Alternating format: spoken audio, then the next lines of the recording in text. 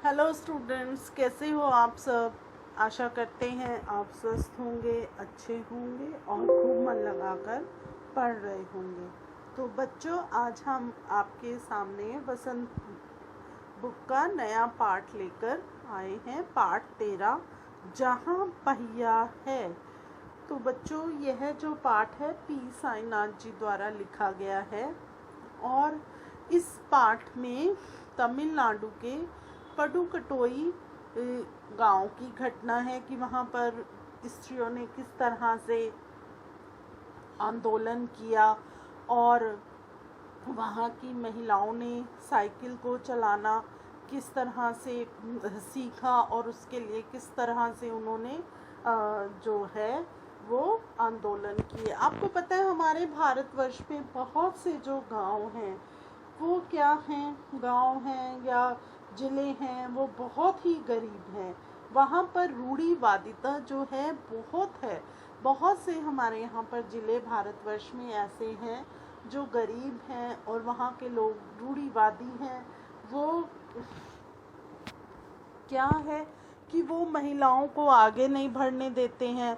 तो जब महिलाएं ठान लेती हैं कि हमें आगे बढ़ना है, हमें कुछ सीखना है, हमें किसी चीज़ से लड़ाई करनी है और हमें अपना भला बुरा की समझ है, हमें पढ़ना है और हमें आर्थिक मदद भी अपने अगर आदमियों के साथ वो कदम से कदम मिलाकर चलेंगी तो ये हमारे जो ज़िले गरीब हैं वो कुछ अच्छे स्तर पर आ सकते हैं।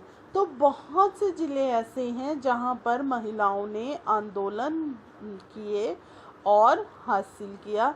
उसी के आधार पर यह पटकथा है जिसमें आप पढ़ेंगे। ये पटुकोट्टई तमिलनाडु की एक सामाजिक आंदोलन के ऊपर एक लिखा गया है, यहाँ जहाँ पहिया है। तो बच्चों, शुरू करते हैं हम।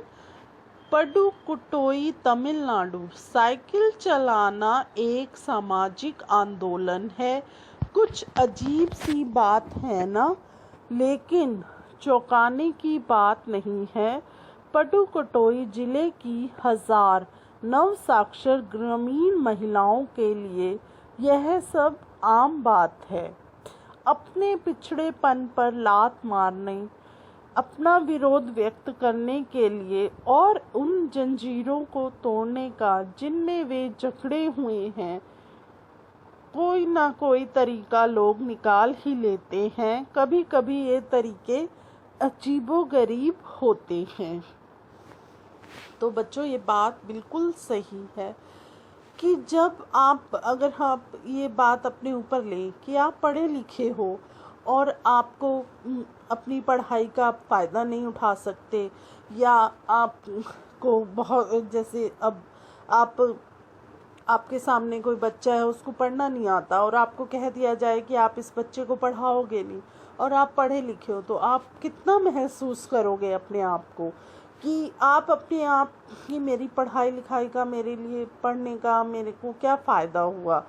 तो आप अपने आप को एक जंजीरों में जकड़ा हुआ, जैसे एक पिंजरे में हम पक्षियों को बंद कर देते हैं और वो पक्षी बाहर निकलने के लिए कैसे फड़फड़ाते हैं, उसी तरह से आप अपने आप को महसूस करोगे। तो इन सब बातों को इन महिलाओं ने किस तरह से एक आंदोलन किया और अपने आप को जो है जंजीरों में से बाहर निकालने के लिए इन लोगों ने किस तरह से आंदोलन करके अपने आप को बदला, इसके बारे में इसमें बताया गया है। यह उसी आंदोलन की कथा है, कहानी है। अब आप देखें आगे। आप देख रहे हैं महिलाएं साइकिल पर कैसे हैं, बैठी हैं, पीछे महिलाएं धक्का भी दे रही हैं। इस चित्र में आपको दिखाया गया है। अब हम पढ़ते हैं। भारत के सर्वाधिक गरीब जिलों में से एक है पडुकोट्टई। पिछले दिनों यहाँ की ग्रामीण महिलाओं ने अपनी स्वाधीनता, आज़ादी और गतिशीलता को अभिव्यक्त करने के लिए प्रतीक के रूप में साइकिल को चुना। उनमें से अधिकांश नवसाक्षर थी। अगर हम 10 वर्ष से कम उम्र की लड़कियों को अलग कर दें तो इसका अर्थ यह होगा कि यहाँ ग्रामीण महिलाओं के 1/4 हिस्से ने साइकिल चलाना सीख लिया है और इन महिलाओं में से 70,000 से भी अधिक महिलाओं ने प्रदर्शन एवं प्रतियोगिता जैसे सार्वजनिक कार्यक्रमों में बड़े गर्व के साथ अपने नए कौशल का प्रदर्शन किया और अभी भी उनमें साइकिल चलाने की इच्छा जारी है। वहाँ इसके लिए कई परीक्षण शिविर चल रहे हैं। तो बच्चों, क्या है ये? अब हम आपको इसके बारे में समझाते हैं कि भारत में जो बहुत से ज़िले हैं, आपको मैंने पहले जब पाठ शुरू किया था तो भी बताया था कि बहुत से ज़िले जो हैं वो गरीब हैं। गरीब के साथ साथ वहाँ के लोग जो हैं रूढ़िवादी भी हैं। जब लोगों के पास पैसा नहीं होता तो लोग क्या होते हैं, उनकी सोच भी जो है वो बड़ी नहीं होती है।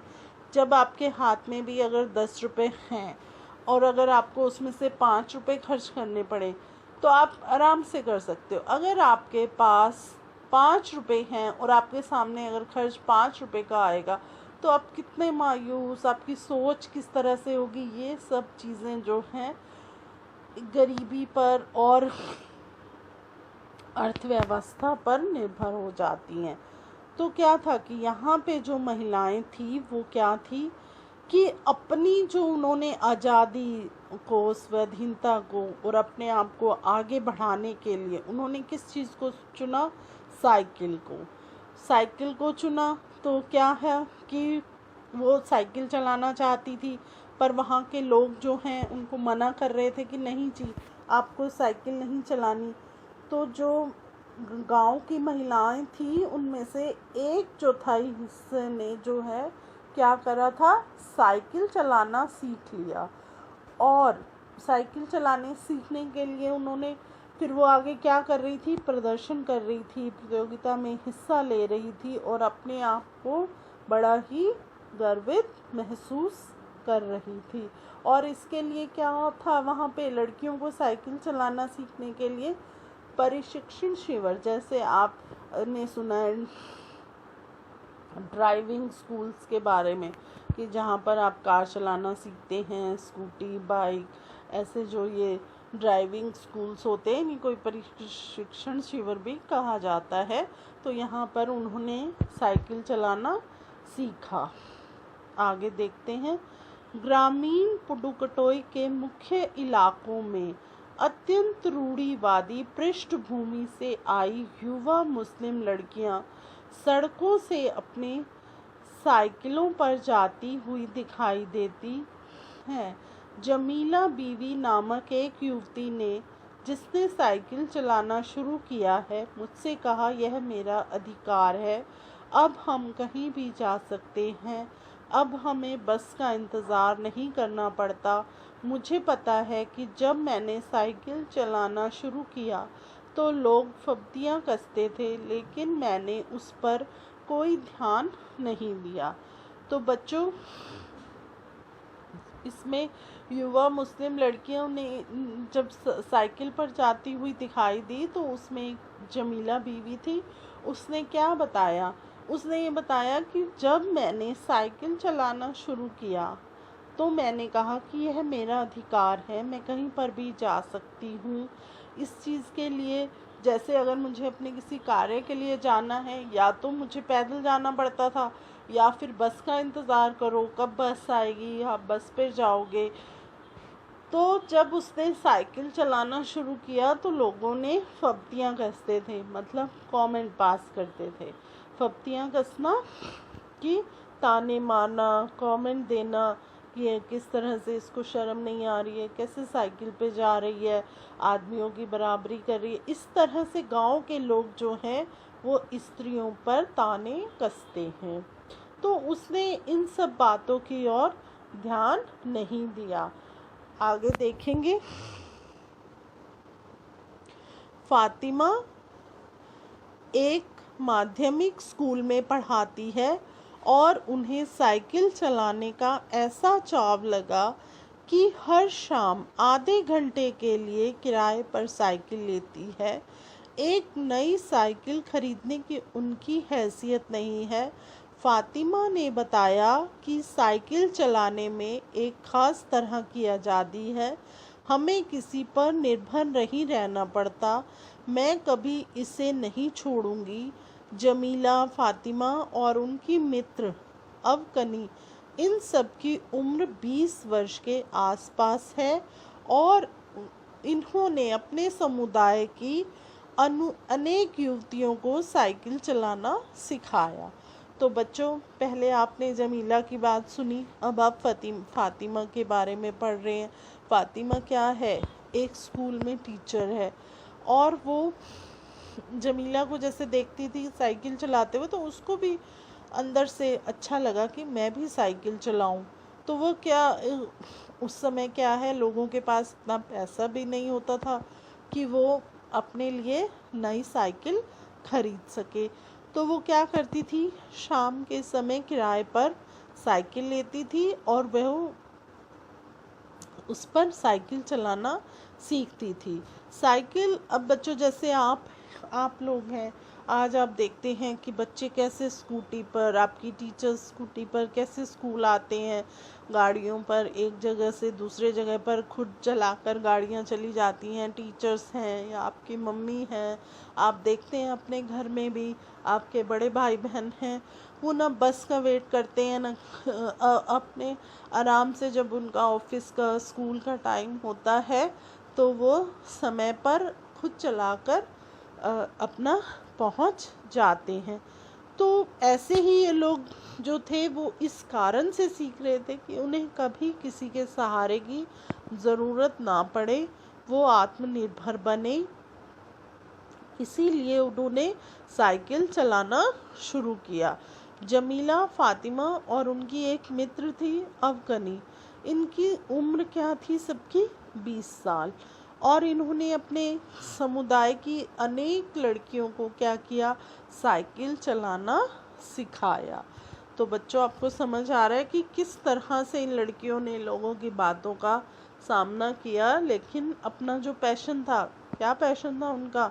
साइकिल चलाना, वो नहीं छोड़ा। इस जिले में, आगे देखते हैं हम, इस जिले में साइकिल की धूम मची हुई है। इसकी प्रशंसकों में से महिला, खेतीहर मजदूर, पत्थर खदानों में मजदूरी करने वाली औरतें और गांव में काम करने वाली नर्सें, बालवाड़ी और आंगनवाड़ी कार्यकर्ता, बेशकीमती पत्थरों को तराशने में लगी औरतें और स्कूल की अध्यापिकाएं भी साइकिल का जमकर इस्तेमाल कर रही हैं। ग्राम सेविकाएं और दोपहर का भोजन पहुंचाने वाली औरतें भी पीछे नहीं हैं।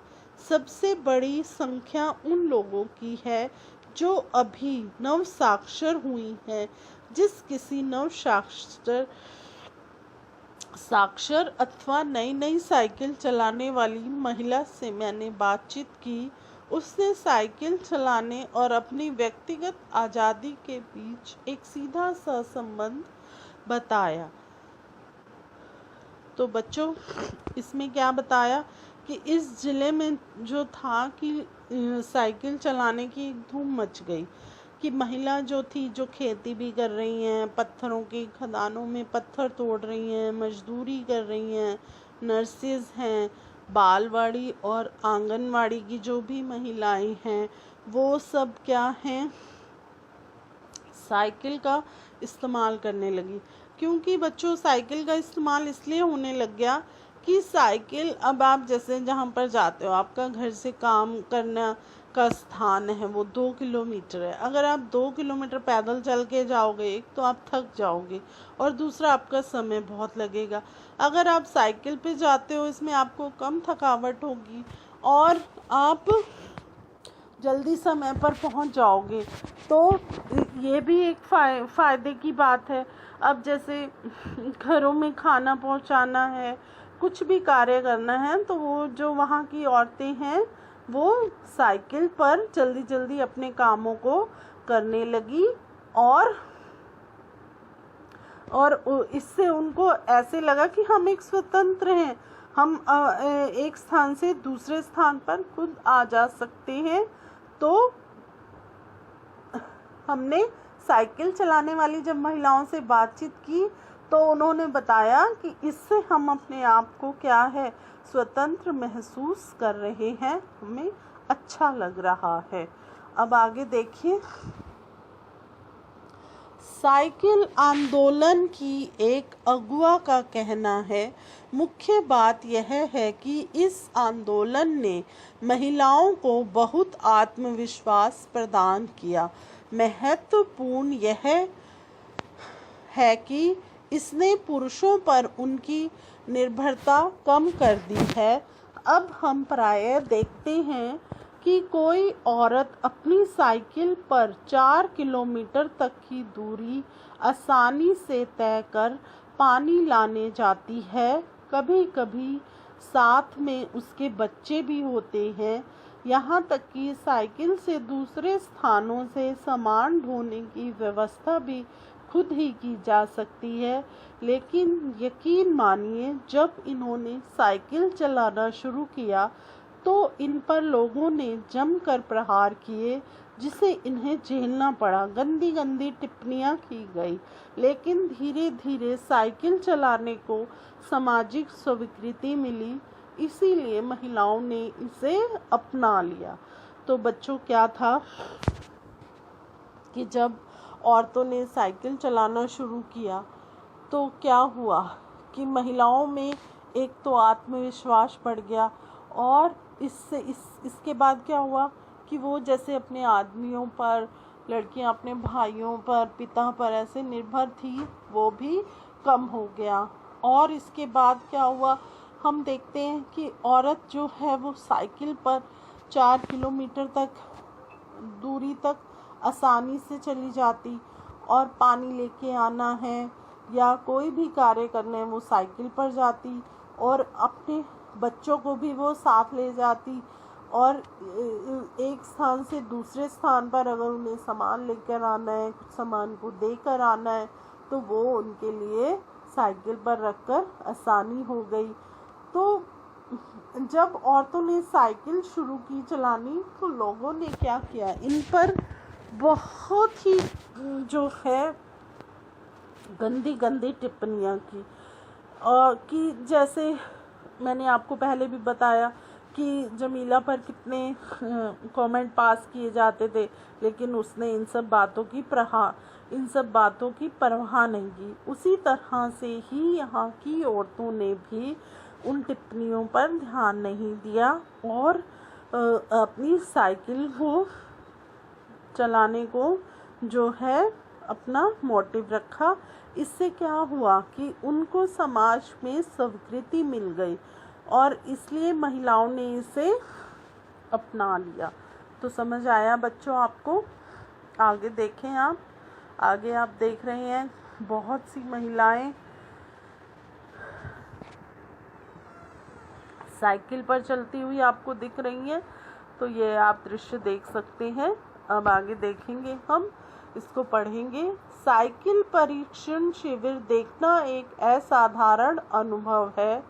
किला कुरुचि गांव में भी साइकिल सीखने वाली महिलाएं रविवार को इकट्ठी हुई थी। साइकिल चलाने के आंदोलन के समर्थन में ऐसे आवेग देखकर कोई भी हैरान हुए बिना नहीं रह सकता था। उन्हें इसे सीखना ही है। साइकिल ने उन्हें पुरुषों द्वारा थोपे गए दायरे के अंदर रोजमर्रा की घिसी पिटी चर्चा से बाहर निकलने का रास्ता दिखाया। ये नव साइकिल चालक गाने भी गाती हैं। उन गानों में साइकिल चलाने को प्रोत्साहन दिया गया है। इनमें से एक गाने की पंक्ति का भाव है, ओ बहिना आ सीखे साइकिल, घूमे समय के पहिए संग। तो बच्चों, साइकिल जो प्रशिक्षण शिविर देखना जो है एक असाधारण अनुभव था। किला रुचि गांव में भी क्या हुआ कि महिलाओं ने साइकिल सीखने की रुचि दिखाई और सब महिलाएं गांव में जो हैं एक स्थान पर रविवार के दिन इकट्ठी हुई और उन्होंने क्या किया, साइकिल चलाने के आंदोलन के समर्थन में ऐसी ऐसी बातें रखी कि आप जिसे सुनकर हैरान हो गए। उन्होंने कहा कि हमें तो इसे सीखना ही है। पुरुष जो हैं वो जैसे स्त्रियों को ताने मारते थे कि तुम कुछ नहीं कर सकती हो, तुम घर में रहो, पैदल चलो, ये सब बातें जो हैं वो इन सब बातों से जो है बाहर निकलना चाहती थी।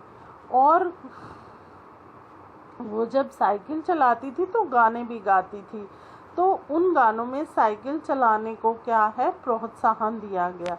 जैसे इसमें एक गाने की पंक्ति है, ओ बहिना आ सीखे साइकिल, घूमे समय के पहिए के संग, कि आओ बहनों साइकिल सीखो और जैसे ये पहिया घूमता है उसी तरह ही हमें इन पहियों के संग घूमना है। जिन्हें साइकिल चलाने का प्रशिक्षण मिल चुका है उनमें से बहुत बड़ी संख्या में साइकिल सीख चुकी महिलाएं अभी नई नई साइकिल सीखने वाली महिलाओं को भरपूर सहयोग देती हैं। तो बच्चों, जैसे जो महिलाएं साइकिल सीख चुकी थी, तो अब उन महिलाओं ने क्या किया, जो दूसरी महिलाएं साइकिल सीखना चाहती थी वो उनको सहयोग करती थी, उनको सिखाती थी। उनमें यहाँ न केवल सीखने सिखाने की इच्छा दिखाई देती है बल्कि उनके बीच यह उत्साह भी दिखाई देता है कि सभी महिलाओं को साइकिल चलाना सीखना चाहिए। तो बच्चों, साइकिल चलाने की जो इच्छा है वो अपने आप अंदर आती है। कोई भी इच्छा है, जैसे आप लोग हैं, आप कुछ सीखना चाहते हो, कुछ करना चाहते हो, अगर हम आपको बोले कि बच्चों ये काम करो वो करो, तो आप कहोगे कि ये हमारे ऊपर बर्डन डाल रही हैं कि हमें ये काम करना है वो करना है। तो आपके अंदर जब तक उत्साह नहीं होगा, उमंग नहीं होगी किसी काम को करने का, तब तक आप उस काम को सरलतापूर्वक नहीं कर सकते हो। और जब आपके अंदर एक शौक पैदा हो जाएगा कि हमें ये कार्य करना है, तो आप उस कार्य को कुछ ही समय में और बहुत अच्छे से पूरा कर लोगे। इसी तरह से महिलाओं के अंदर जो है अपने आप उत्साह आया, अपने आप इन महिलाओं में साइकिल चलाने की इच्छा आई, जिससे कि ये महिलाएं साइकिल चलाने लगी। 1992 में अंतर्राष्ट्रीय महिला दिवस के बाद अब यह जिला कभी भी पहले जैसा नहीं हो सकता। हैंडल पर झंडियां लगाए घंटियां बजाते हुए साइकिल पर सवार 1500 महिलाओं ने पडुकुटुई में तूफान ला दिया।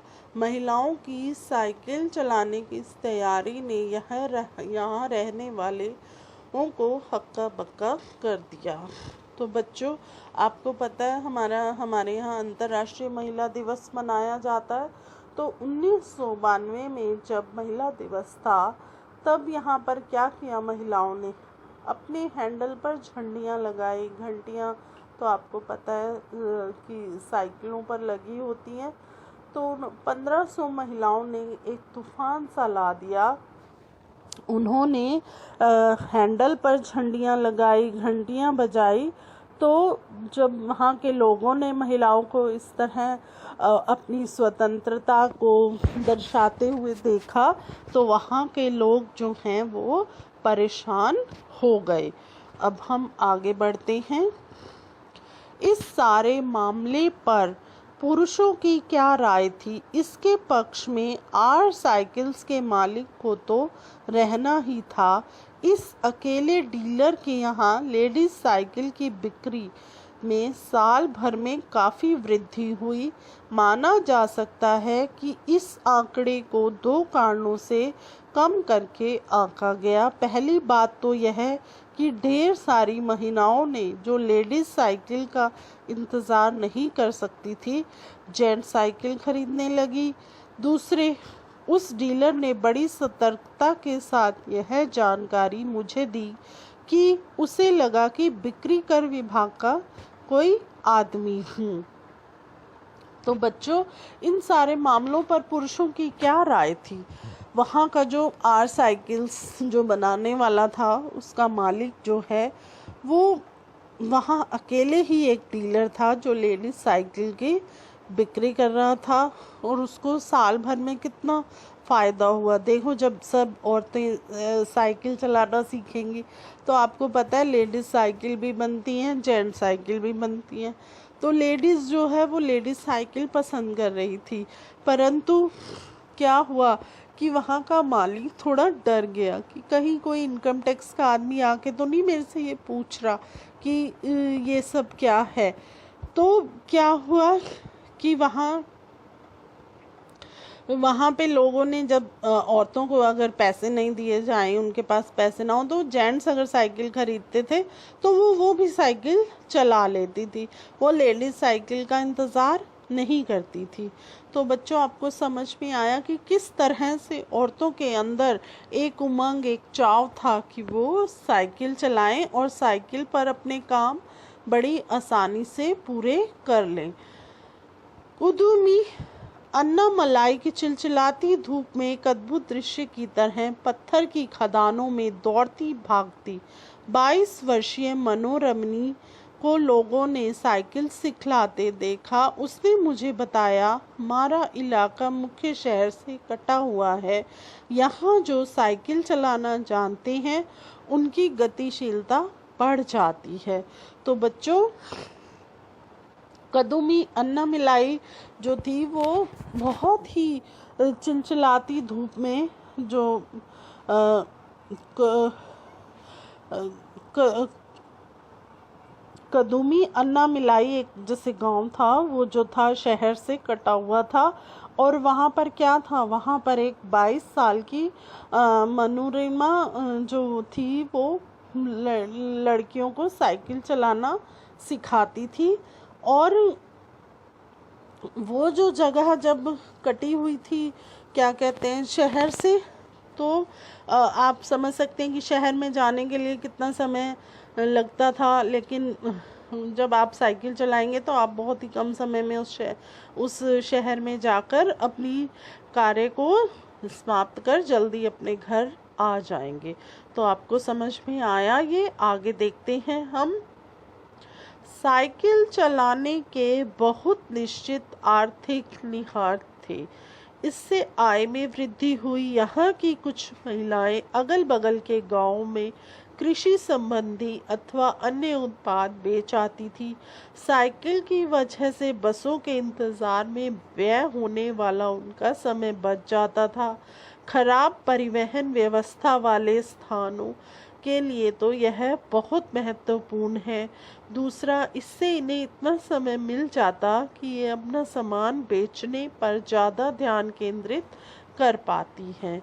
तो बच्चों, इससे आर्थिक सहायता में वृद्धि हुई। कैसे हुई कि अब आप सोचो, आपको दूसरे गांव में जाना है सामान बेचने के लिए, तो क्या है कि आप समय देखोगे कि इस समय पर बस जाती है और आप जल्दी जल्दी अपना सामान समेटोगे और लेकर जाओगे, और फिर बस का इंतज़ार करोगे। कभी बस पहले आती है, कभी बाद में आती है, आपको घंटा इंतज़ार करना पड़ता।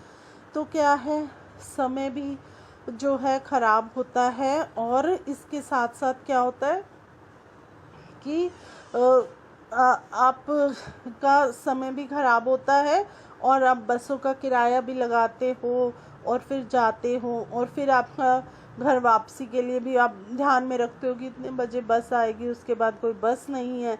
तो उससे क्या है कि आपका सामान बेचने में ध्यान भी जो है बड़ा अटपटा सा रहता है। पर जब आपके पास अपना साधन है तो आपको क्या है, बड़ी आसानी हो जाती है। अपना एक स्थान से दूसरे स्थान पर जाते हो, अपने साधन से सामान ले जाते हो, वहाँ पर बेचते हो, आपको इतनी चिंता नहीं रहती है कि इस समय तक ये कार्य करना है। तो आप का जो है, इससे क्या हुआ, इससे आर्थिक व्यवस्था भी उस गांव की अच्छी हुई कि औरतें जल्दी से अपने कार्य को समाप्त कर लेती थी। आगे देखिए, तीसरा, इससे ये और अधिक इलाकों में जा पाती हैं। अंतिम बात यह है कि अगर आप चाहें तो इससे आराम करने का काफ़ी समय मिल सकता है। जिन छोटे उत्पादकों को बस का इंतज़ार करना पड़ता था, बस स्टॉप तक पहुंचने के लिए पिता, भाई, पति या बेटों पर निर्भर रहना पड़ता था, वे अपना सामान बेचने के लिए कुछ गिने चुने गांवों तक ही जा पाती थी। कुछ को पैदल चलना पड़ता था। जिनके पास साइकिल नहीं है वे अब भी पैदल ही जाती हैं। फिर उन्हें बच्चों की देखभाल के लिए या पीने का पानी लाने के लिए जैसे घरेलू कामों के लिए भी जल्दी ही भागकर घर पहुंचना पड़ता था। और अब जिनके पास साइकिलें हैं वे सारा काम बिना दिक्कत के कर लेती हैं। तो बच्चों, आप देख रहे हो एक महिला साइकिल पर कितनी सारी टोकरी रखकर सब्जी फल लेकर जा रही है। तो इसमें क्या बताया है, इसमें है कि जैसे आप छोटे दुकानदार हैं, आपको दूसरे गांव में सामान बेचने के लिए जाना है, तो आप क्या करते हो, अपनी साइकिल पर सामान रखते हो और दूसरे गांव में जाते हो और वहां पर सामान बेच आते हो। तो इससे क्या है, आपको पैदल नहीं चलना पड़ता। अगर आपको यही काम अगर बस पे जाना पड़े तो पहले बस स्टॉप तक आप अपने पिता को बोलोगे, भाई को बोलोगे, बेटे को बोलोगे कि मुझे बस स्टॉप पर छोड़ा। वो कहेंगे हमें अपना काम है, ये है, आपको बातें सुननी पड़ती हैं। फिर इसमें क्या था कि आप अगर पैदल जाते हो तो आपका समय भी ज़्यादा लगता है, आप थक भी जाते हो। तो अब आप साइकिल पर हो तो आपका समय की बचत होती है। और इसके साथ साथ आपको अगर कुएं से पानी भर कर लाना है तो पानी के भरे बर्तन आपको सिर पर नहीं रखने पड़ते, आप साइकिल पर रखते हो और अपने घर पानी भर कर ले आते हो। इसके साथ साथ आप अपने बच्चों की देखभाल के लिए भी आपको जो है समय मिल जाता है। और बहुत से जो काम है घरेलू आप जल्दी से कर लेते हो और आपको पैदल जो है चलना ही नहीं पड़ता। पर बहुत सी औरतें ऐसी हैं जो अभी भी पैदल चल रही हैं और काम को कर रही हैं। आगे देखेंगे हम। इसका अर्थ यह हुआ कि अब आप किसी सुनसान रास्ते पर भी देख सकते हैं कि कोई युवा माँ साइकिल पर आगे अपने बच्चों को बिठाए पीछे कैरियर पर सामान लादे चली जा रही है। वह अपने साथ पानी से भरे 2 या 3 बर्तन लिए अपने घर या अपने काम पर जा सकती है। तो बच्चों, अब उस गांव का लेखक क्या देखता है कि गांव की सड़कों पर, गलियों में अब वो देखता है कि महिलाएं या तो अपने बच्चों को आगे बिठाए हुए हैं, या सब्जी की टोकरियां हैं, या पानी के बर्तन हैं, लेकर इधर उधर जा रही हैं और अपने कार्य को अच्छे से समाप्त कर रही हैं। आगे बढ़ते हैं हम। अन्य पहलुओं से ज़्यादा आर्थिक पहलू पर ही बल देना गलत होगा। साइकिल परिश्रम से महिलाओं के अंदर आत्मसम्मान की भावना पैदा हुई। यह बहुत महत्वपूर्ण है। फातिमा का कहना है, बेशक यह मामला केवल आर्थिक नहीं है। फातिमा ने यह बात इस तरह से कही जिससे मुझे लगा कि कितनी मूर्खतापूर्ण ढंग से सोच रहा था। उसने आगे कहा, साइकिल चलाने से मेरी कौन सी कमाई होती है? मैं तो पैसे ही गंवाती हूँ। मेरे पास इतने पैसे नहीं हैं कि मैं साइकिल खरीद सकूँ, लेकिन हर शाम मैं किराए पर साइकिल लेती हूँ ताकि मैं आज़ादी और खुशहाली का अनुभव कर सकूँ। तो बच्चों, इसमें क्या था, हम तो सोच रहे हैं कि एक आर्थिक पहलू से मदद थी, पर क्या था कि जब वो फातिमा बताती है कि वो साइकिल चलाती है, उसके पास तो इतने पैसे भी नहीं थे कि वो साइकिल खरीद सके। पर उसने क्या किया, उसने जब लेखक को बताया कि मैं तो अपने आप को इतना, जब साइकिल चलाती हूँ तो इतना स्वतंत्र और अच्छा महसूस करती हूँ कि मुझे बहुत ही अच्छा लगता है। मेरी कोई इसमें आर्थिक सहायता नहीं होती, बल्कि मैं तो क्या करती हूँ, किराए पर साइकिल लेकर साइकिल चलाती हूँ।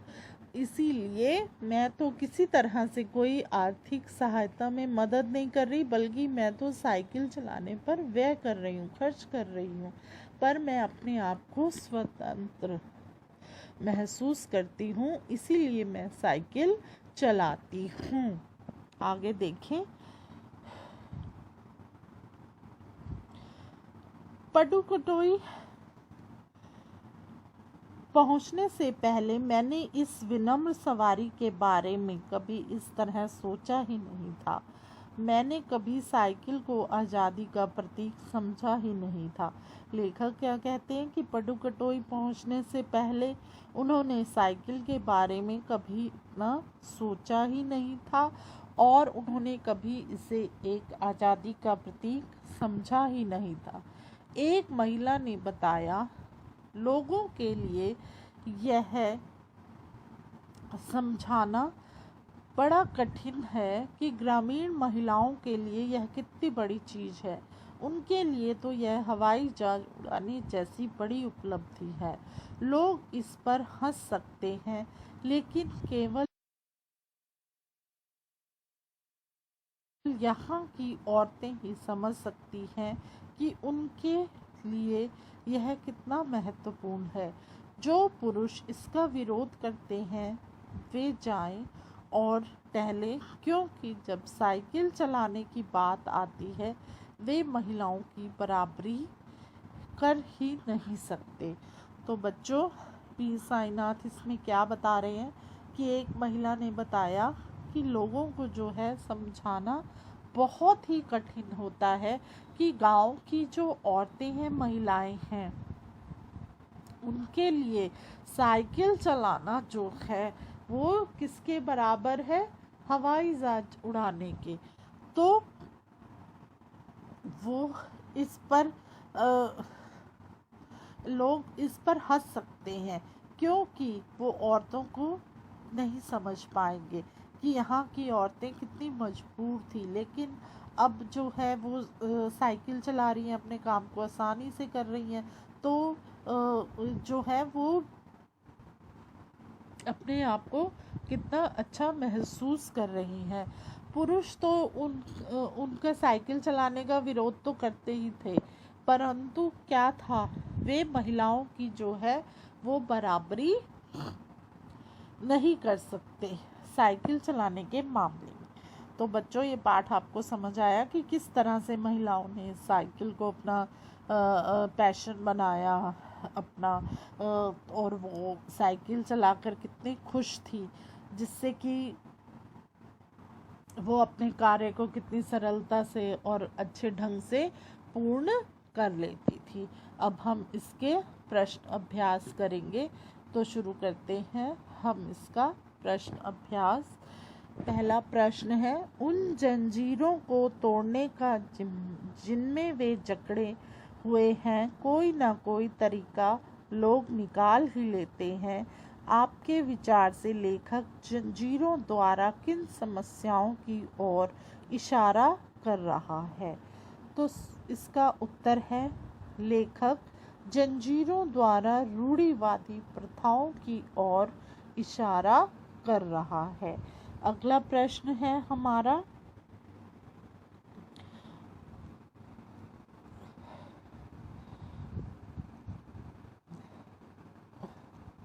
उन जंजीरों को तोड़ने का जिनमें वे जकड़े हुए हैं, कोई ना कोई तरीका लोग निकाल ही लेते हैं।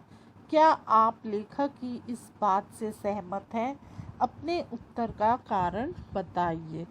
उन जंजीरों को तोड़ने का जिनमें वे जकड़े हुए हैं, कोई ना कोई तरीका लोग निकाल ही लेते हैं। लेखक इस कथन से हम सहमत हैं, क्योंकि मनुष्य स्वभावानुसार अधिक समय तक बंधनों में नहीं रह सकते।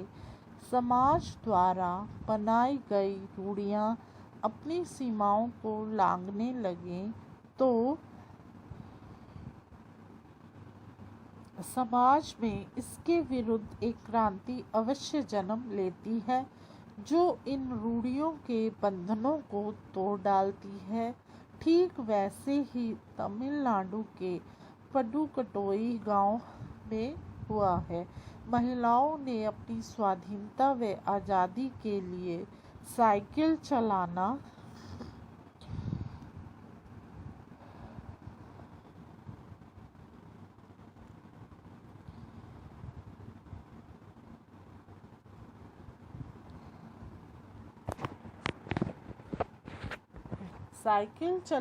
आरंभ किया और वह आत्मनिर्भर हो गई। तो बच्चों, यह इसके प्रश्न है। अगला प्रश्न देखिए, साइकिल आंदोलन से पडुकटोई की महिलाओं के जीवन में कौन कौन से बदलाव आए? तो अब आप इसका उत्तर लिखिए। साइकिल आंदोलन से पडुकटोई की महिलाओं के जीवन में निम्नलिखित बदलाव आए। नंबर 1, महिलाएं अपनी स्वाधीनता व आज़ादी के प्रति जागृत हुई। महिलाएं अपनी स्वाधीनता व आज़ादी के प्रति जागृत हुई। दूसरा है, कृषि उत्पादों को सीमावर्ती गांवों में बेचकर उनका आर्थिक स्थिति सुधरी व आत्मनिर्भर हो गई। तीसरा है, समय और श्रम की बचत हुई। 4 नंबर पर है, स्वयं के लिए आत्मसम्मान की भावना पैदा हुई।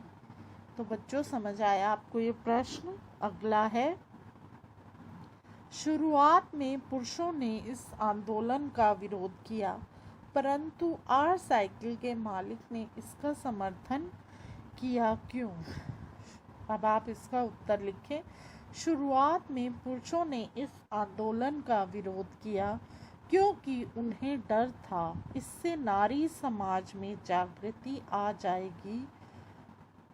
आर साइकिल्स के मालिक गांव के एकमात्र लेडीज साइकिल डीलर थे। इस आंदोलन से उसकी आय में वृद्धि होना स्वाभाविक था, इसीलिए उसने स्वार्थवश आंदोलन का समर्थन किया। अगला प्रश्न आप देखें, प्रारंभ में इस आंदोलन को चलाने में कौन कौन सी बाधा आई? तो अब आप इसका उत्तर लिखें। फातिमा ने जब इस आंदोलन की शुरुआत की तो उसको बड़ी कठिनाइयों का सामना करना पड़ा। उसे लोगों की गंदी टिप्पणियां सुननी पड़ी। फातिमा मुस्लिम परिवार से थी जो बहुत ही रूढ़िवादी थे। उन्होंने उसके उत्साह को तोड़ने का प्रयास किया। पुरुषों ने भी इसका बहुत विरोध किया। दूसरी कठिनाई यह थी कि लेडीज साइकिल वहां पर्याप्त संख्या में उपलब्ध नहीं थी। अगला प्रश्न देखें, आपके विचारों से लेखक ने इस पाठ का नाम जहां पहिया है क्यों रखा होगा? अब आप इसका उत्तर लिखें। तमिलनाडु के रूढ़िवादी पडुकटोई गांव में महिलाओं का पुरुषों के विरुद्ध खड़े होकर साइकिल को अपनी जागृति के लिए चुनना बहुत बड़ा कदम था। पहिए को गतिशीलता का प्रतीक माना जाता है और इस साइकिल आंदोलन से महिलाओं का जीवन भी गतिशील हो गया। लेखक ने इस पाठ का नाम जहां पहिया है तमिलनाडु के पडुकटोई गांव के साइकिल आंदोलन के कारण ही रखा होगा। तो बच्चों, समझ आ रहे हैं आपको प्रश्न उत्तर? अगला प्रश्न है, अपने मन से इस पाठ का कोई दूसरा शीर्षक सुझाएं। आपने दिए हुए शीर्षक के पक्ष में तर्क दीजिए। बहुत अच्छा प्रश्न है। अब आप इसका उत्तर लिखें। साइकिल करेगी महिलाओं को आत्मनिर्भर भी। इस पाठ के लिए उपयुक्त नाम हो सकता था।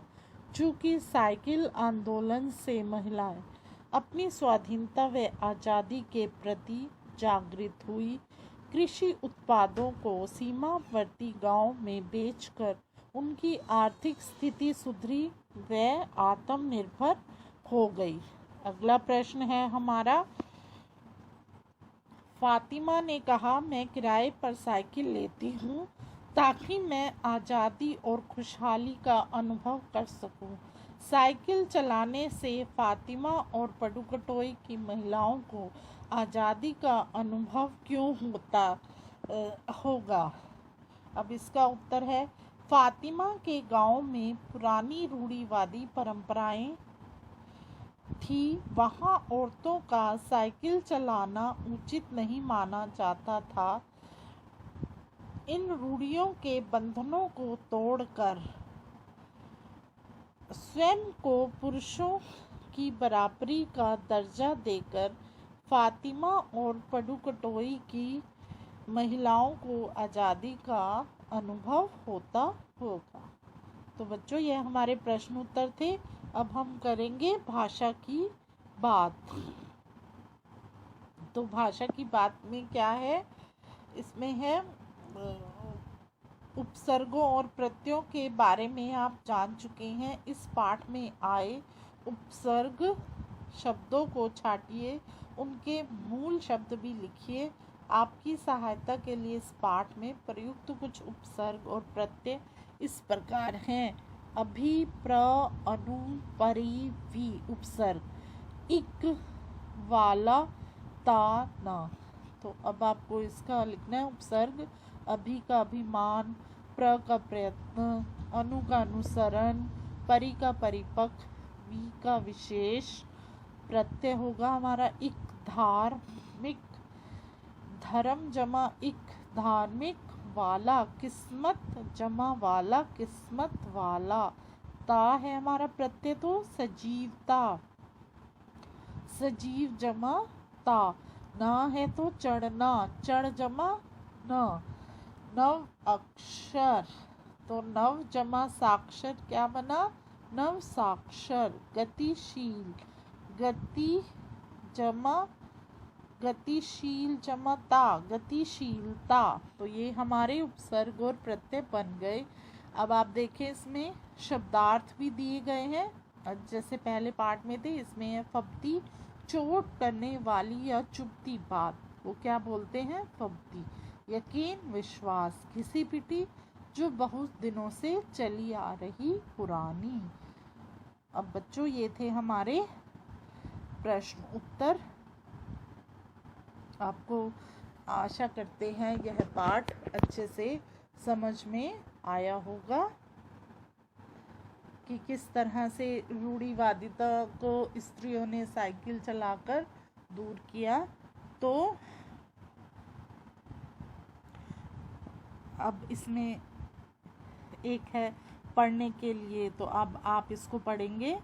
हम पढ़ेंगे पिता के बाद। लड़कियां खिलखिलाती हैं तेज धूप में, लड़कियां खिलखिलाती हैं तेज बारिश में, लड़कियां हंसती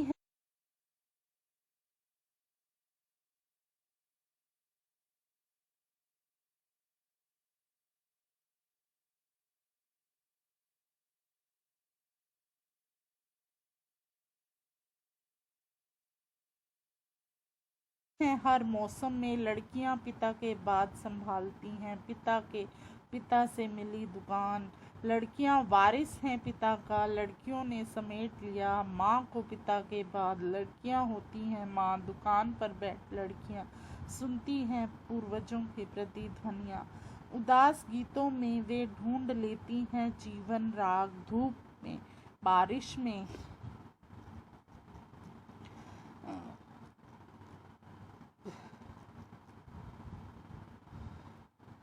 धूप में, बारिश में, हर मौसम में खिलखिलाती हैं लड़कियां। ये मुक्ता जी द्वारा लिखी गई कुछ पंक्तियां हैं पिता के बाद।